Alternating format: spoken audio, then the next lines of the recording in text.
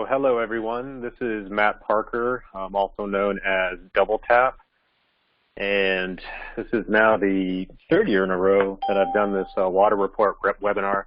Halfmile and I used to do this at the kickoff meeting, but since that no longer happens, we decided to go to this webinar format. So appreciate everyone joining here. There will be more of these in the future to accommodate more of our international hikers. And so I will upload the recording of this video to our YouTube channel, which is you go to YouTube and just type in PCT water. You will see videos from past years and also some other videos that we did last year for the Sierra. Just going to jump right into this. This is a very open format. Feel free to ask questions at any time, but I do ask to please mute your microphones if you're not speaking. This will help to reduce the background noise. I'm using a new software this year because the one I've used the past 2 years, Meeting Burner, went out of business. So this is my first time doing a big meeting like this. So I'm learning on the fly here. But there's also this chat box here, which sees like you can type in questions as we're going along. For example, and he cannot see the audio, or I'm sorry, cannot hear the audio. Not sure what's going on their numbers, but try calling the number up here with the access code and you should be able to get in. But you can ask questions as we're going along here and I'll be able to see this and address it. But feel free to ask at any time. It's a real open format. So we'll go ahead and get started. So I believe everyone can see my screen right now. Although,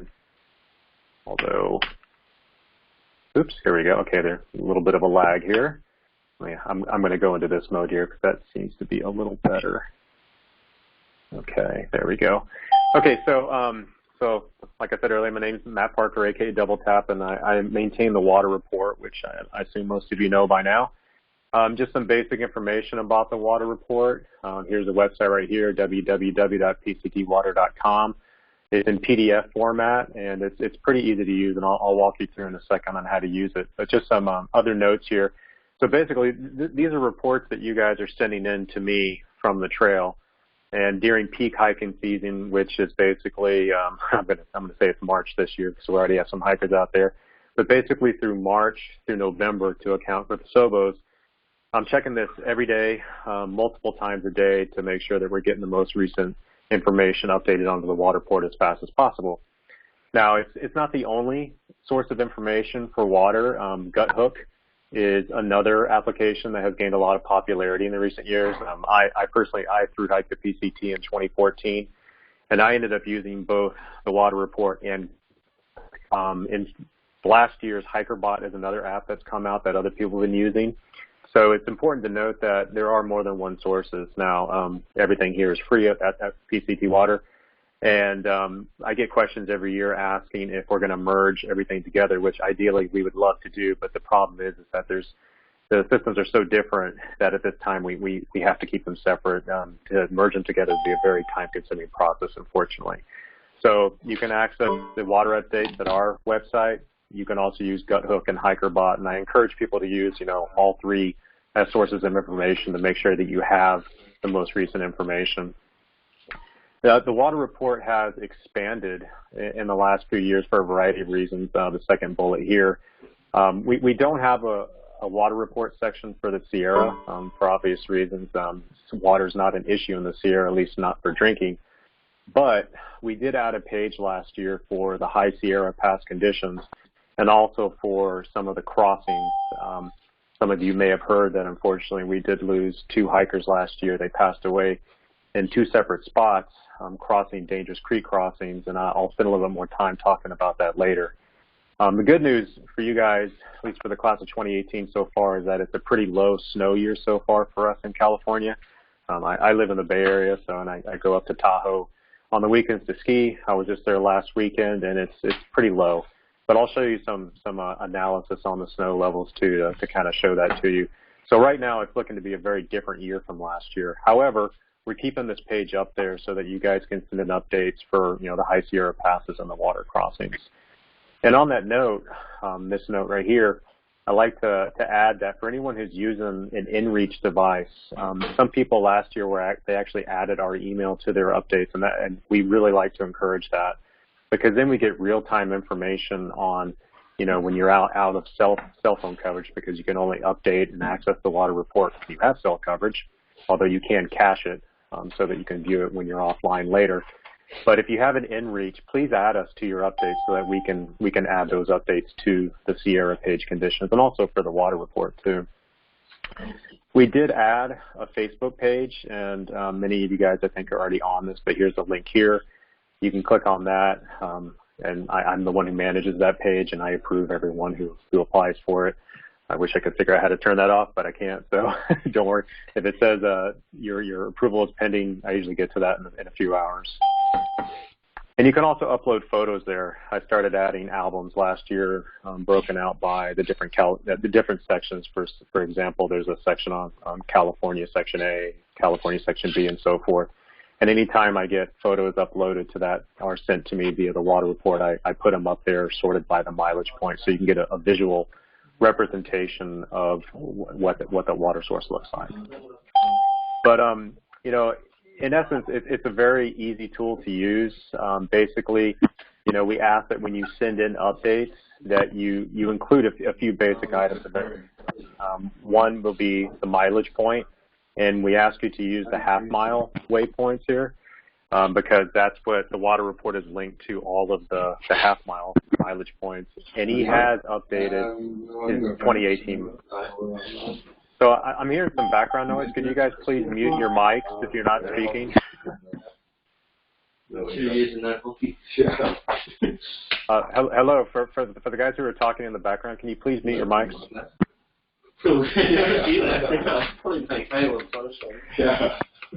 Okay, I'm going to have to mute everyone, unfortunately, but go ahead and ask your questions in the chat box. Or okay, actually, maybe they just muted it. Okay, thanks, guys. I will not mute everyone. Okay, so when you send in the updates, like I was saying, please use the half-mile mileage points and put your name, and you could use your trail name. If you use your full name, we'll probably only put your first name just to maintain your privacy, and also the dates that you were at the source. That's really important because a lot of times I get updates with no dates. They sent in an email today, and actually there's still some background noise, so I'm going to mute everyone here.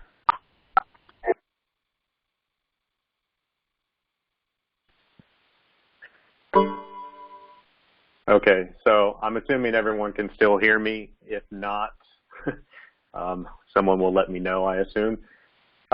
Anyway, so yeah, when you send in the updates, include the mileage points, the half-mile waypoints, your name and your date. And there's multiple ways you can do this. You can email to water@pctwater.com. You can text to 619-734-7289, or you can call to that number. And we won't answer, but you can leave a voicemail. And I see that someone said, thank you for muting everyone. Can someone send me a message here that just says, yes, you can actually hear me still talking? That'd be good because I'm assuming you can still hear me.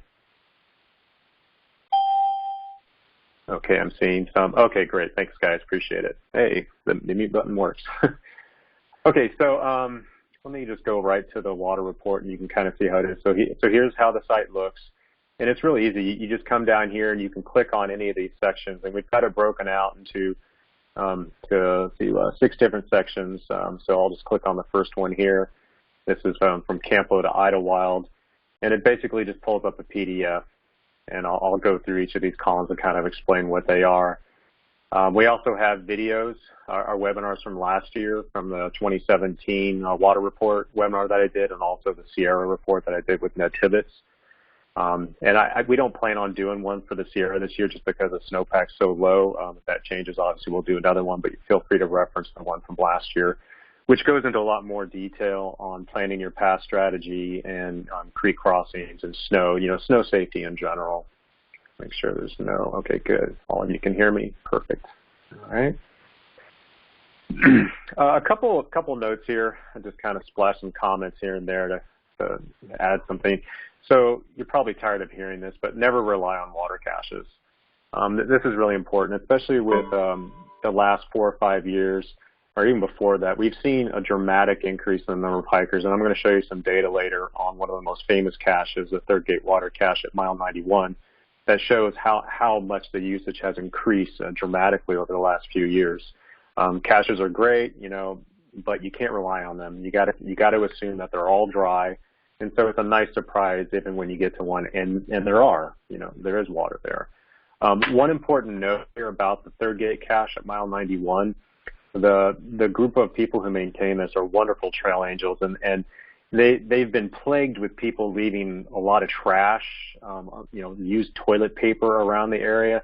So please, please, please keep this area as clean as possible, because if not, then they won't maintain it for us. And it's strategically located in a 24-mile waterless stretch, so we really want to keep that cache alive and well.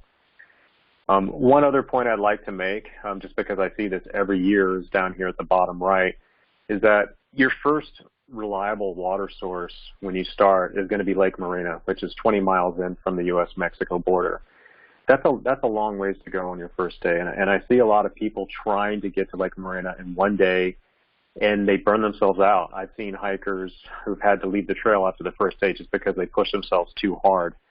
And one important note here is that at mile 15, Hauser Creek, which sometimes is running, sometimes is not. It just varies on how much rain we've gotten in Southern California.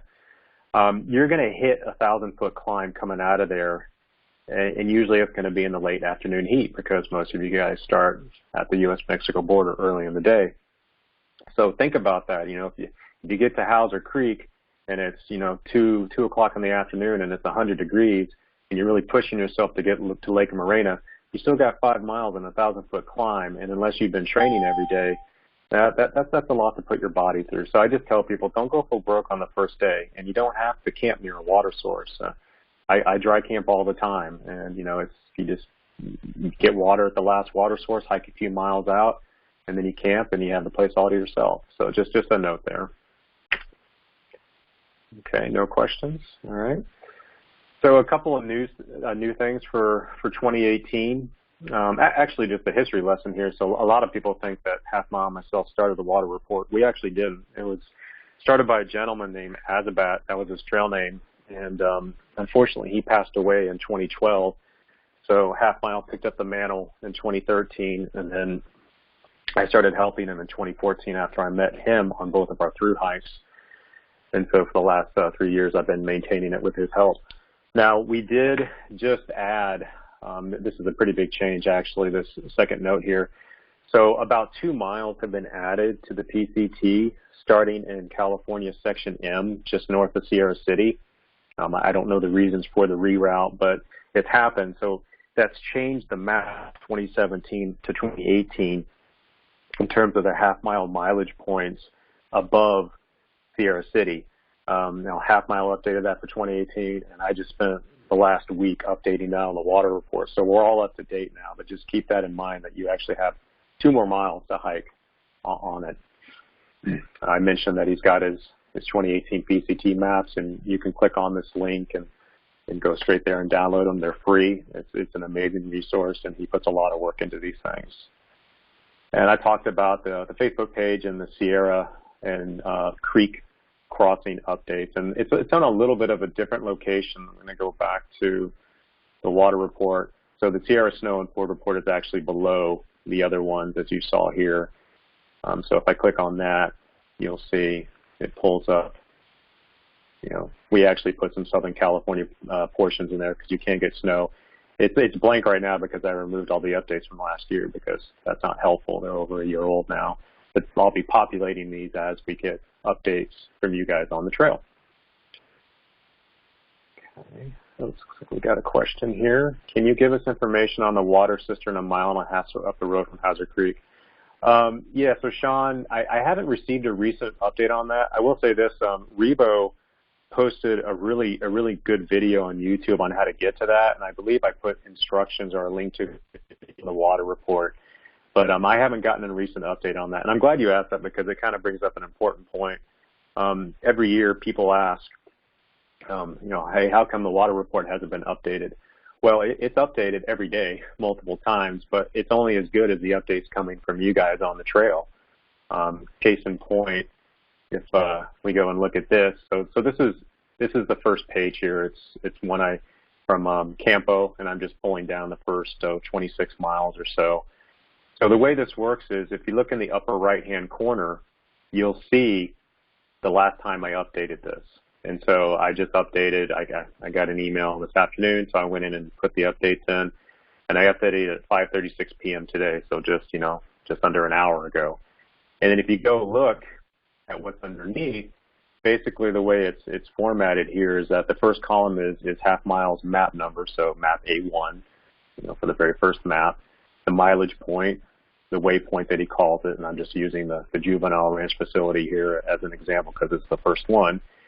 Here's the update, good water flowing from faucet, and we got that update from Warner Springs Monty on January 30th, 2018.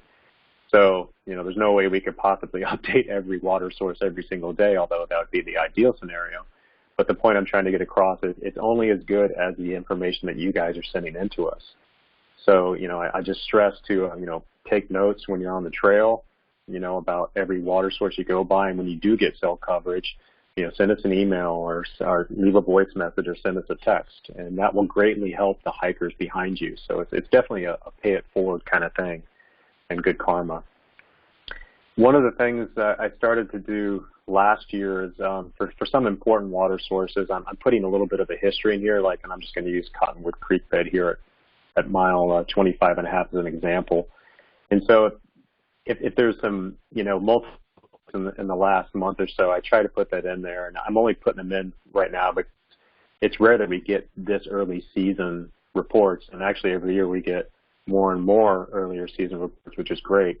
So I'm trying to give you guys an idea of, how reliable is this source going to be when you get to it. Now, most of you probably aren't starting at least for another month, so these are going to be pretty out of date.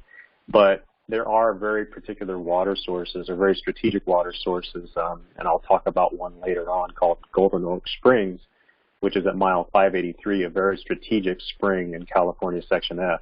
And you'll see there'll be a history there, trying to tell you, okay, over the last 2 weeks, I've gotten 5 updates, and it's always had water. So that gives you a really good feeling that it's going to have water when you get there.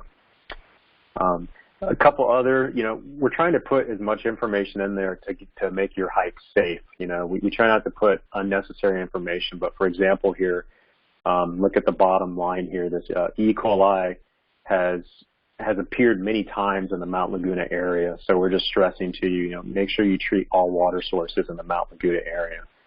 You will also see anytime we have trail closures or detours due to fires, we will put that information, and I try to highlight it in a yellow background with red so that it really sticks out. So it's a little bit more than just the water report. Okay, any questions? Nope. Okay. So a quick note on water caches. I've already said this, but they should not be relied on. But the item in red here I think is really important because for the first time since I've been maintaining the water report, the most reliable cache on the entire trail, the third gate cache at mile 91, actually went dry a few times last year, which was pretty amazing to think about, and I'll show you some numbers on the next slide. We don't always report on, the smaller size caches. We only report on updates we get for the more reliable caches, and third gate is one of those. I'm actually going to be hiking in California Section B here in about 3 weeks, and I'm checking out some of the newer caches that have popped up, or well, some aren't so new, but they're getting bigger. But the point that I'm trying to stress here is that it's getting harder and harder for these wonderful people who maintain these caches to keep up with the number of hikers on the trail, and this slide kind of says it all. So this is the gallons, the usage in gallons for the third gate cache since 2012. And I'm just going to focus on the last 3 years here in total. You can see in 2015 there was, 1,136 gallons used. And then last year, over 2,000. So it's almost doubled in 2 years. It's really hard to keep these things, available through the peak or the herd hiking season. So just keep that in the back of your mind when you're planning your water strategy, and we'll talk a little bit more about that in the following slides. One other point about the third gate, in addition to please, keep it clean. No campfires are allowed there. So just try, be very respectful of this area. There's a lot of good camping right there. But leave no trace and take only what you need. And Barrel Spring is just 10 miles north of the PCT there at mile 101. Very important water source. So just a quick note here on, or just some pictures to kind of show you what some of these water sources look like. They can range. They're all over the place. I'm just showing you ones that actually have tubs or troughs or, coming out of a pipe. But one of the things, and we'll show it later on, is where it's coming from. A lot of times there's a holding tank above that the water comes down in, and sometimes there'll be dead animals in that holding tank, and you won't see it. So, you have to imagine that where the water's coming from is contaminated, especially in the desert section. And so you make sure you treat your water. At mile 137, which is the Tule Creek fire tank, we got reports last year of a couple hikers getting sick after drinking from the creek below, and this is one of the reasons I'm heading out there in a few weeks to check it out. So, when we put that on the report, to give you guys a heads up, oh, actually, it was on the next page, yeah. So this picture here, this is Barrel Spring at mile 101, the one I just alluded to earlier, and I have no idea what this is floating in it, but that's what was in it. But you can't see this because it's above the tank where the water's coming into. So, the key point here is always treat the water. I think you're really running a risk if you don't, especially in the high desert sections.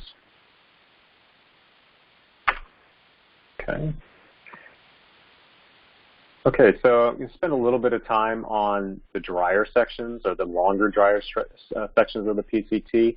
I've already talked about the first one here. The first 20 miles is, could be pretty challenging. So, everyone's different in terms of how much water they need. And I stress, really hard, especially for you guys who are doing your first long distance hike, to go out there and do, at least a 3 to 4 day trip, if not longer, to get an idea of how much water your body needs. Personally, for myself, I hiked in 2012 and 2014. I started out with, it was 4 to 5 liters at the border, and that was more than enough for me to get to Campo 20 miles in. But for you, it might be different. So just keep that in mind. The next big section, in section B, is coming down from Mount San Jacinto. It's a 20-mile stretch. For the Nobos, it's not too bad because actually you're going down most of the time. But for the Sobos, this can be a pretty challenging section because you're gaining somewhere between, it's like 7,500 feet of elevation gain, and you have to go 20 miles, with no water.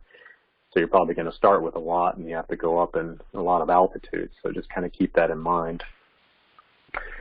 At mile 342, this is the next kind of long, challenging one, and it's the start of California Section D.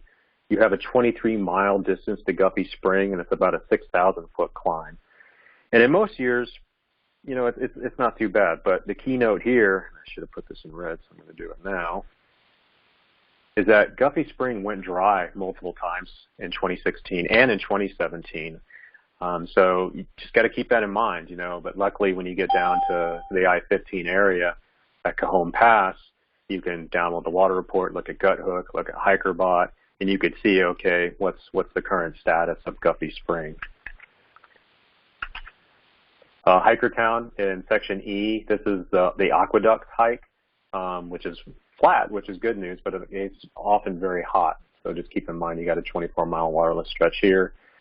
I'm going to spend a lot more time and some slides at the end of the presentation here on California Section F, which is, to me, the most challenging part of the trail in terms of water management. You get some pretty long waterless stretches, and one in particular, you could potentially have a 42-mile waterless stretch if you don't go off the PCT.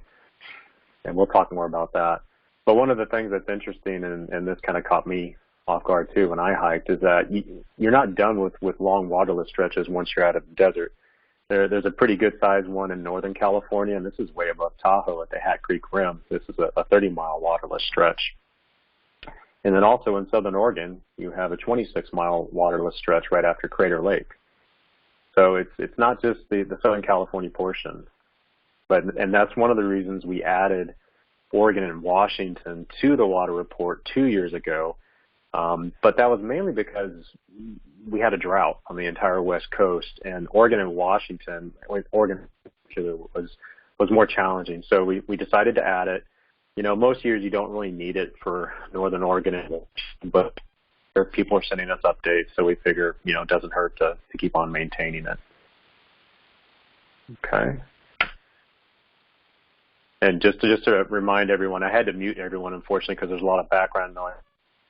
If you have a question, just click on this chat box and you can ask. And at the end of this, I'll unmute everyone and we could, you know, have a dialogue too. So California Section A, I just detailed this out a little bit more into the water sources. I already talked about, you know, start with, you know, at least five liters in my opinion. You know, don't rely on water caches.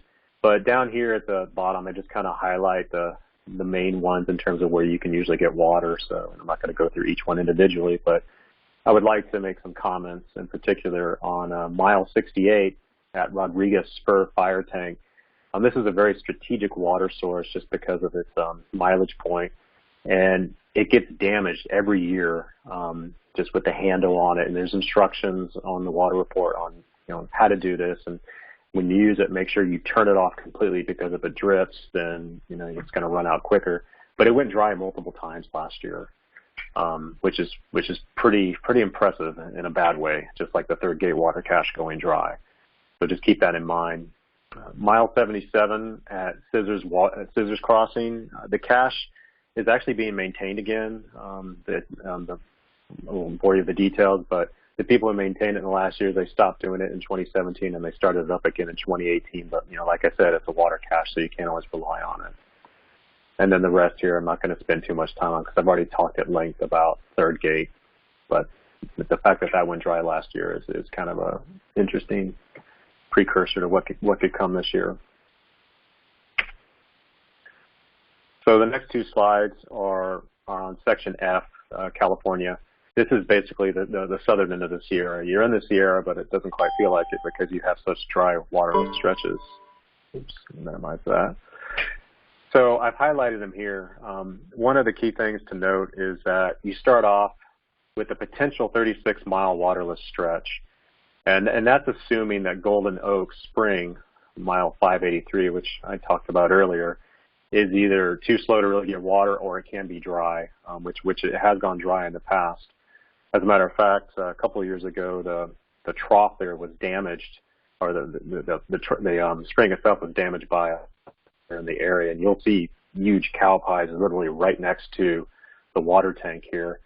Some very kind trail angels went out and fixed it. So last year was actually fairly reliable, but it's a very slow drip. So you just got to keep that in mind. Robinbird Spring is a very reliable source. I've never heard of that going dry, so you can count on that one. Same thing with Landers Camp at mile 609.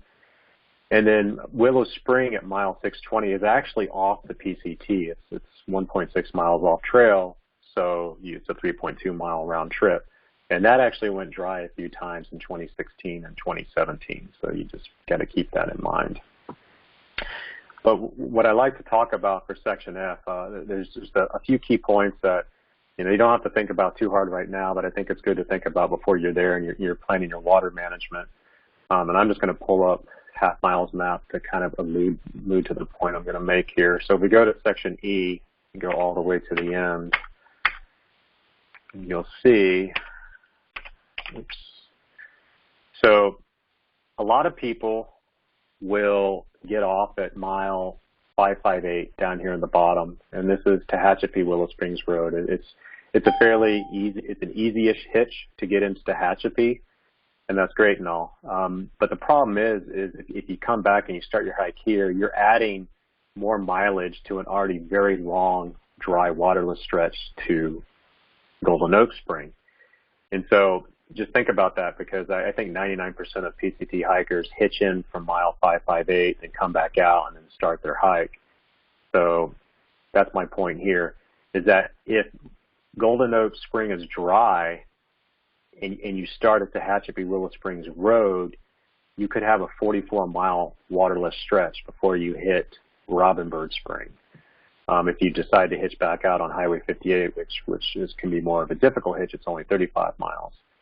So you just kind of have to look at the water report, look at Gut Hook, look at HikerBot, And, check on Golden Oak Spring. That's a very, very key one, because if that's dry, you're really going to have to carry a lot of water to get to Robinbird Spring. And then on the flip side of California Section F, you could have a 42-mile waterless stretch potentially between Landers Campground Spring, which is at mile 609, all the way to the end of Section F, which is at Walker Pass Campground, Highway 178 at mile 651. Now, there are 3 potential water sources in that 42 miles. 2 of them are caches, which I've highlighted here in yellow, the Kelso Valley Road and the Bird Spring Pass cache. But, per what I said earlier, you can't rely on these caches, and they're not maintained throughout the entire hiking season. They do go dry. As a matter of fact, when I hiked in 2012 and 2014, both times I came up to Kelso Valley Road and the cache was completely dry. Bird Spring Pass, I think, is maintained a little more, although with the amount of hikers increasing, you can't rely on that being there. Because if you think about it, cell phone coverage is not that good in this region. And so you may only be able to download information in Tehachapi, which is back at mile 567. Well, by the time you get to mile 616, that's 50 miles away, a lot can happen in that 50 miles. I mean, that's, 2 days right there for most people hiking, if not more. And I've seen, 100-gallon cache be wiped out in 24 hours. So this is going to be your most challenging section in terms of water management. It's definitely doable. I'm not trying to scare anyone, but you got to think about these things when you get to it. You got to assume that the caches are going to be dry. So I'm throwing a lot of data and mileage points at you guys. Feel free to ask questions up here in the chat box. So switching gears a bit here, I'm going to talk a little bit about snow. A lot of people, and I include myself in this bucket until I hiked it, we don't realize that more likely you're going to hit snow in the Southern California section. Yes, you're in the high desert, but you're going down to passes at 1,000 feet, but then going up to mountains up to 10,000 feet. For example, Mount Laguna, you can get snow there. Mount San Jacinto, anytime before Mother's Day, you can get snow. As a matter of fact, unfortunately, a PCT hiker passed away, got lost in a snowstorm up on Mount San Jacinto near Idlewild in 2005 and passed away. In Big Bear, it's up at 8,000 feet. You can get snow there. And then Mount Baden-Powell, you can also get snow. So this is basically California Section B through Section D. So just something to keep in mind when, you're hiking in the desert. And switching over to the Sierra, I like to show this slide, and I'm going to maybe maximize this so you can really see it a little better. Okay. So there's a really, really nice website here, climatesignals.org, where I grabbed these charts from. But Postsolar also has a lot of really nice snow data on his website, so feel free to check that out. But what I'm showing you here is this is the Sierra snow for a couple different years. In light blue here, that's the average snowpack, and it's broken out into North Sierra, Central Sierra, Southern Sierra. So light blue is average. Red is our heaviest snow year on recorded history, which is back in the winter of 82, 83. Green, this green line, that's last year's. So you can see last year we almost exceeded. As a matter of fact, we were on track until March to exceed our heaviest snow year, and that's why it was such a difficult year last year for 2017, in addition to snowpack, but also for fires. But the lines in blue, this is showing for this year. And actually, we're on track to have our worst year ever, snow-wise, which was 2014, 2015, not too long ago. That's the thinner blue line. The darker blue line is this year. So you can see we're way below where we were last year. I think overall that's good news for the class of 2018 in terms of snow in the Sierra. Of course, it's going to make some issues water-wise, but there's good and bad to it. So a little note on water crossings. Let me get that over there. There we go. I'm not going to spend too much time on this, but I did want to just stress to everyone on the call here that this is probably the most dangerous part of the trail, in my opinion. It's not bears. It's you don't have to bring guns, but creek crossings can be deadly. unfortunately, and we saw that last year. The ones in red, the South Fork of the Kings River and Rancheria Carrot Creek in Yosemite National Park, South Fork, Kings River, this is in Kings Canyon. That's where the 2 hikers passed away. And unfortunately, it happened in, I think it was the late June, early July time frame, just a week apart from each other. They were both single solitary hikers hiking by themselves, and they found their bodies about 1.5 miles down each of the creeks. So the key point here is if we get more snow, and the creek crossings are dangerous this year, which they can be every year, but this year's looking a little better. You know, you want to enter the Sierra in a group, not only for the creek crossings, but also for the passes, which I'll talk about here in a second. It's just safer that way. I feel pretty strongly that if those 2 hikers last year had been in a group, that they wouldn't have passed away. And you just got to make smart decisions. And remember, you know, you just be safe out there. Sometimes we all get tunnel vision and we've got to get to Canada, but you know, you got to make sure that you don't put yourself in a dangerous situation. A couple of points down here. So crossing early in the morning can make a big difference. And I've personally seen this firsthand. I didn't believe it at first when someone told me this, but there was a couple of years ago I was in Yosemite Valley and I got to a campsite about, I don't know, noon, and I had to cross a small creek. And by the time my friends got there at 8 o'clock that night, it had gone up about 1.5 feet. It had gone up from my, mid-shin to about mid-thigh. So if you think about it, it makes sense, right? More water is melting towards the end of the day because of the sun, so it's going to be higher water levels at the end of the day. So try to cross early in the morning if possible. Already mentioned go in a group. And also the last point here, very important, you don't have to cross where the PCT crosses the creek. I'm going to use Bear Creek as an example here at mile 869. Bear Creek is notoriously it's probably the worst one in the entire trip, although last year it didn't seem to be too much of a problem for hikers because a lot of them went upstream. And you got to remember last year was a very heavy snow year. So you can, if you get to where it crosses and you don't feel comfortable, hike upstream. And sometimes you have to go as far as 1 mile, maybe even 2 miles.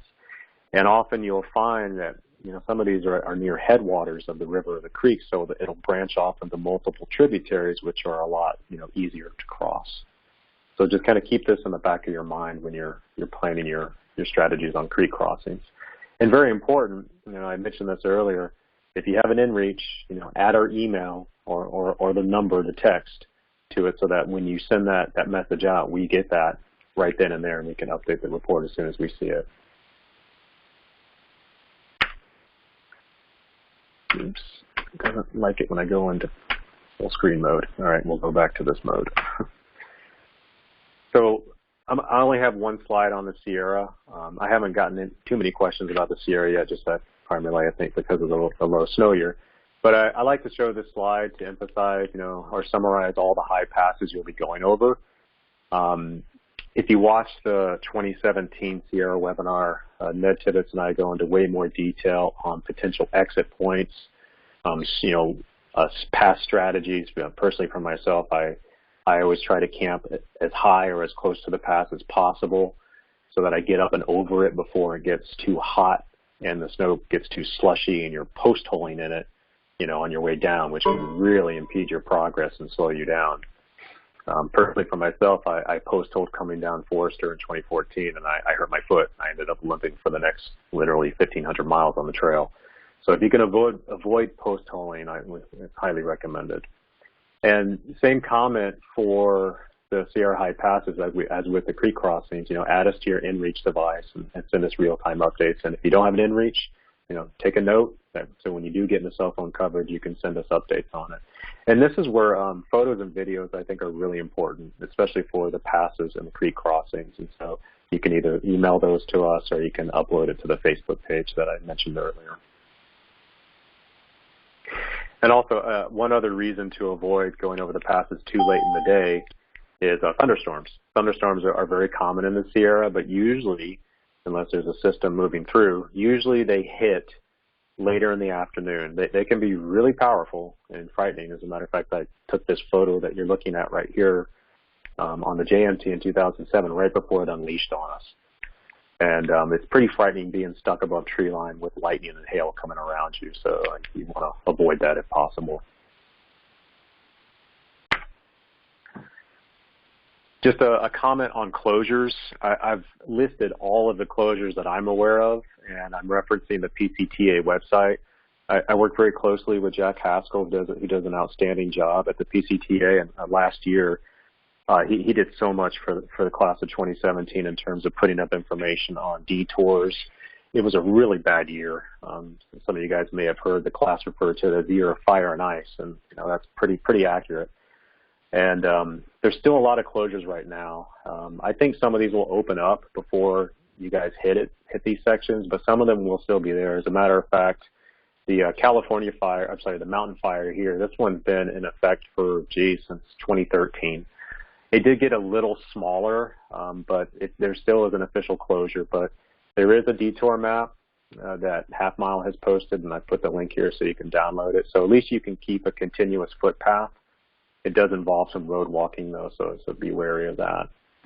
I'm hoping that some of these in Oregon, if not all of them, will be lifted, although they were pretty bad fires, so it's only time will tell. The key point here is make sure you're checking the PCTA page, and the link is down here for trail closures. And I copy exactly what the PCTA puts up on their website in terms of closures so that we're remaining consistent to you guys. And just some other notes on fires. That really bad last year. Hopefully it won't be bad this year. But every year there's fires. The year before, in 2016, we had many fires in the Los Angeles area. And so there's a lot of detours that are still in effect there too. But, check the PCTA page, check the Facebook page that I manage. And there's also this Firefinder app, which a hiker last year showed me when I went to go pick him up, actually, and get him to the airport. And on the way to the airport, I actually saw this fire in the distance. This was near Belden in California. I took a picture. Actually, I think this may be a picture that someone else sent in. But it is the same fire. And this thing grew so quickly. It was downright, it was frightening. And the point I'm trying to get across is you really got to respect fires. You cannot outrun them. Do not go into areas that are officially closed because of fires, because you're asking for a very dangerous experience there. And not only that, but you're putting the search and rescue people in danger too. And I've mentioned the inReach device earlier. Some of you guys may use a Spot. I highly recommend, I strongly recommend that if one person in your group, or if you go by yourself, that you have some kind of beacon device to let people know you're okay or you're in trouble. Every last couple years, we've had a few hikers go missing from the trail, and we still haven't found them. And there's a lot of people, their friends and family, who would really like to know where they're at. And also, all those people who are searching for them are putting their lives at risk. So please, please, please carry some kind of GPS device with you when you're out there. I'm getting close to the end here. Just a couple of notes on something called Poodle Dog Bush, which I never knew even existed until I hiked. But basically, Poodle Dog Bush is like poison oak. And I've shown, there's a few pictures down here. It's actually a really big bush, and it kind of smells like marijuana. So if you kind of catch a hint of weed, be on the lookout, especially in the desert sections. And I've highlighted these sections here, and basically what happens is the seed lies dormant in the sand or the soil until a big fire comes through, and then boom, these things sprout to life.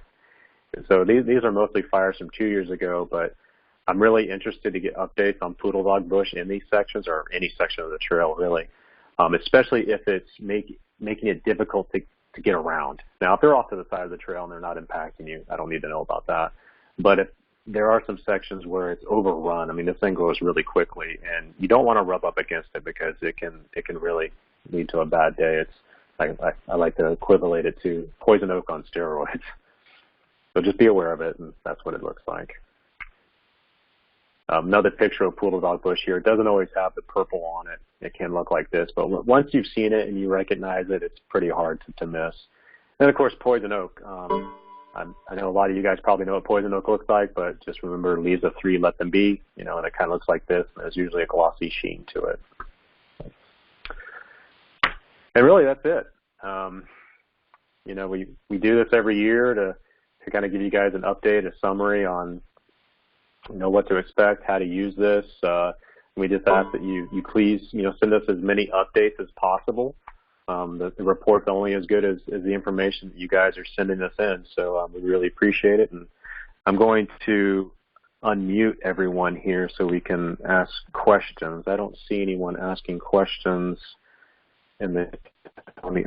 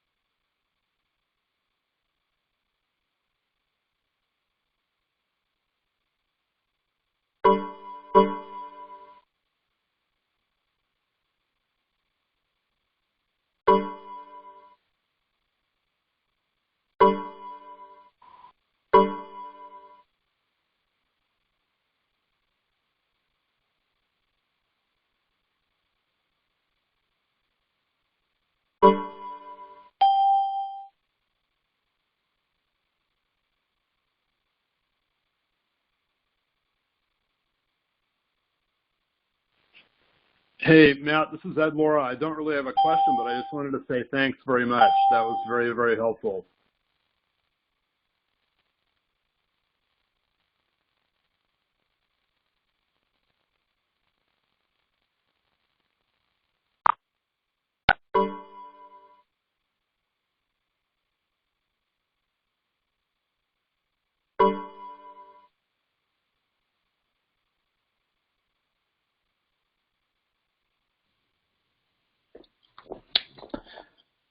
Hi, I have a question. Did they ever catch the pit bulls that were running wild on the trail?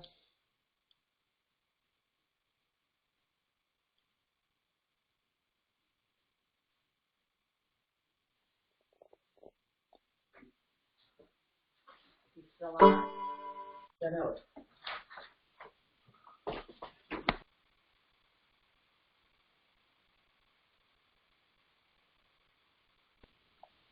Ask if they're there. Otherwise, click on the phone. It says audio. I can't read it. Preferences. Otherwise, you could click in there and see if you could type something in. Then type in your message and send it. I don't know why. What are you doing? If you went off.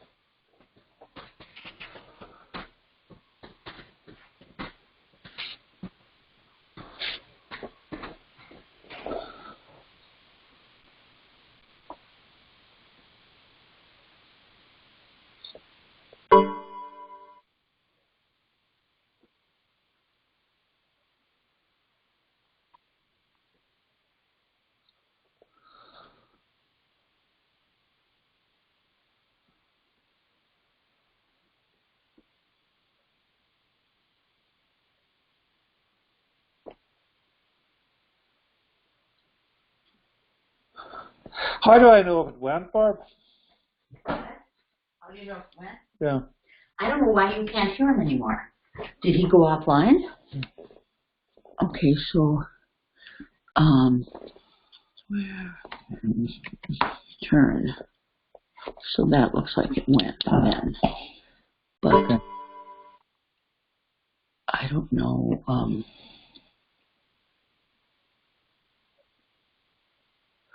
how you know how you get an answer.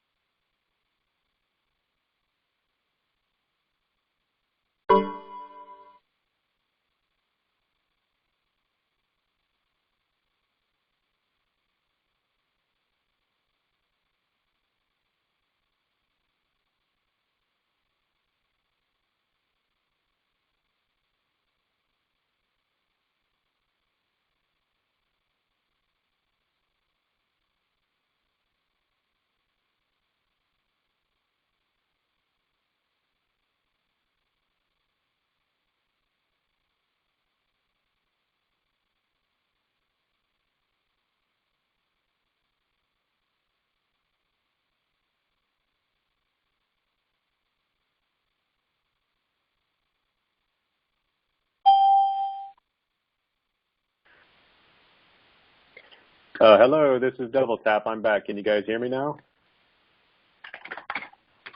Okay. Sorry about that. I'm not sure what happened there. I was just talking away, and then all of a sudden I saw your messages saying you couldn't hear me, so my apologies. This software, I'm still learning it.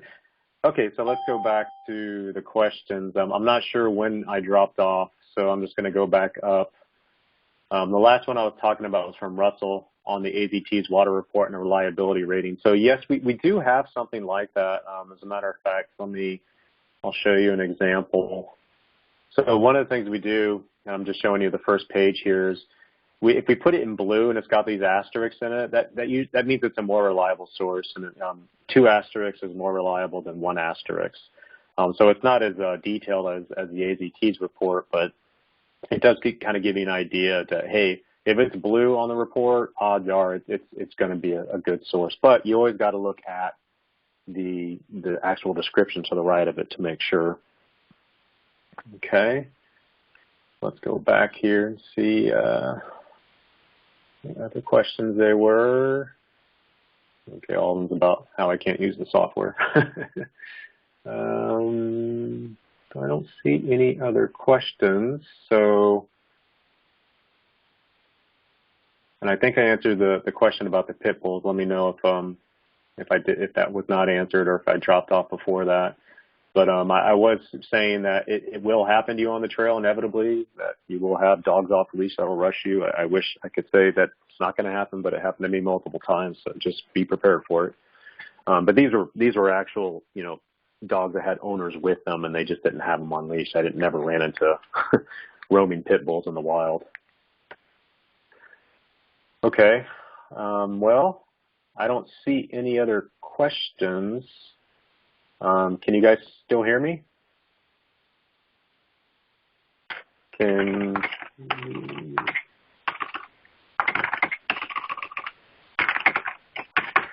you guys hear me? Okay, great. There was one about the ISACs. Yeah, so Claudia, I think it's too early to tell, to be honest. Most years I would say yes, definitely bring an ISACs, but it's such a low winter so far. I mean, it's on track for the same kind of winter when I hiked in 2014, and I carried an ISACs, but I never actually used it. Now that's everyone's different on that, and I would recommend that you guys reach out to Ned Tibbetts, who does a lot of snow safety courses. He can give you a lot of good information on snow safety in general. And check out our 2017 Sierra presentation, our webinar that we gave last year. That's the link is on the PCT Water website, or you just go to YouTube and type in PCT Water, and it'll pull up all of our videos that we've done. Let's see, Ted asked, I missed your answer on the pit bulls. So I've never run into pit bulls on the trail, and I seem to remember I heard something about that a couple of months ago, and I haven't heard anything since. I'm assuming that's been resolved. But I will say this, that multiple times when I've hiked, I do have dogs with their owners right next to them when the dog rushes me because they don't like me for whatever reason, which is weird because I'm an animal lover. But it does happen. I wish people would put their dogs on leashes, but not everyone does that. Meditation Man says, could you tell us how the fire tanks work? I drew from Rodriguez tank in section A, but then apparently went dry and there are reports of trash in it. Are these tanks filled up by trucks? From what I understand, Meditation Man, they are not filled up by trucks, at least not the ones that I get a lot of reports on. They're fed when it rains, like the Tule Creek fire tank. I believe Rodriguez is also fed when it rains. And we're actually getting a lot of rain in Southern California right now, which is good for you guys because those fire tanks will hopefully be more full when you get to them. But a lot of these are not maintained by anyone at all. So they were built years ago by some organization which no longer thinks about them. Any other question? Oh, no problem, Meditation Man. Let's see, mine is offline, Quit Erie. So I know I'm mispronouncing your name, Quit Erie. You can friend me on Facebook. Just search for Matt Parker Double Tap, and we can have a discussion on your question there on Kennedy Meadows. So I was planning on starting earlier, heading north around April 2nd. I'm assuming you're starting at Campwood April 2nd. It depends on your hiking rate, but let's talk offline. So send me a Facebook friend request, or you can just email the a water report email, and we can talk. Beaverstick asks, question about Sierra passes. I am starting mid-May at Campo and probably enter Sierra around mid to late June. If things continue with snow levels, will ice axe or whippet be needed in your opinion? It's too early to tell, honestly. I'm pretty sure Ned would say bring an ice axe or bring a whippet, not an ice axe. But for me, if the snow levels continue the way they are, it'd be very similar to the year I hiked, and I never used my ice axe. You will get snow on the passes, more on the north side, and so, you do have to take that into account. Even in the very low snow years, you're going to get snow. You can't get around it, especially areas like Muir Pass.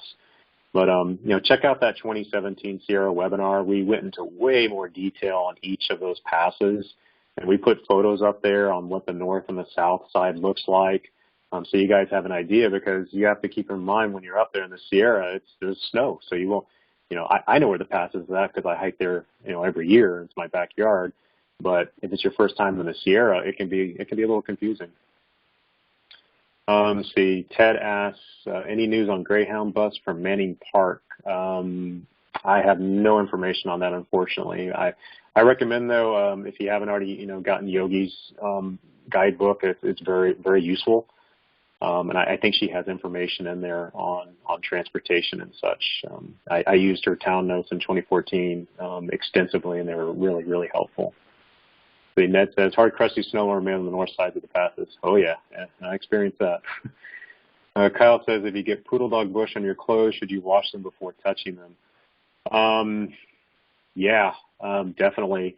I'm not an expert on Poodle Dog Bush, but from what I understand, it's not an oil like poison oak. I believe it's an actual barb that you can't see, but it's similar kind of effects. And man, if you think you got any of that crap on you, I would wash everything multiple times before you touch them.